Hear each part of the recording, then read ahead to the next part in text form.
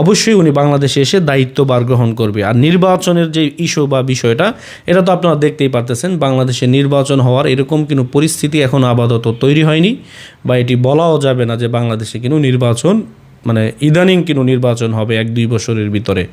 তার মানে এখন যারা সমন্বয়ক পরিচয় দিয়ে যারা চলতেছে, তারা এখন আপনার যেমনে পারবো সেইভাবেই কিন্তু তারা অর্থ ইনকাম করে। ইতিমধ্যে এরকম তথ্য পাওয়া যাচ্ছে যে ইউরোপের বিভিন্ন দেশে প্রায় 43,000-এর মতন বাংলাদেশি আপনার রাজনৈতিক আশ্রয় চেয়েছে। কিন্তু এগুলো কারা?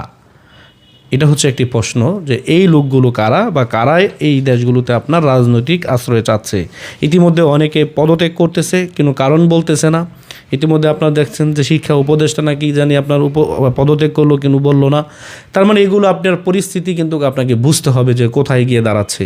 আর শেখ হাসিনা যে এখনও বাংলাদেশের বৈধ প্রধানমন্ত্রী, এটি আসলে বলার কোনো অপেক্ষা রাখে না। আর এই দেশের জনগণও যে শেখ হাসিনাকে চায়, এটি ইতিমধ্যে এই কয়েক মাসে প্রমাণিত হয়ে গেছে যে শেখ হাসিনার প্রতি এদেশের মানুষের একটা আস্থা রয়েছে, এত স্বৈরাচার বলার পরও, ফ্যাসিস্ট বলার পরও। কারণ শেখ হাসিনার সময় মানুষ নিরাপদে ছিল, মানুষ সুন্দরভাবে রাস্তায় চলাফেরা করতে পারত, এগুলো কিন্তু এখন জনগণ বলে।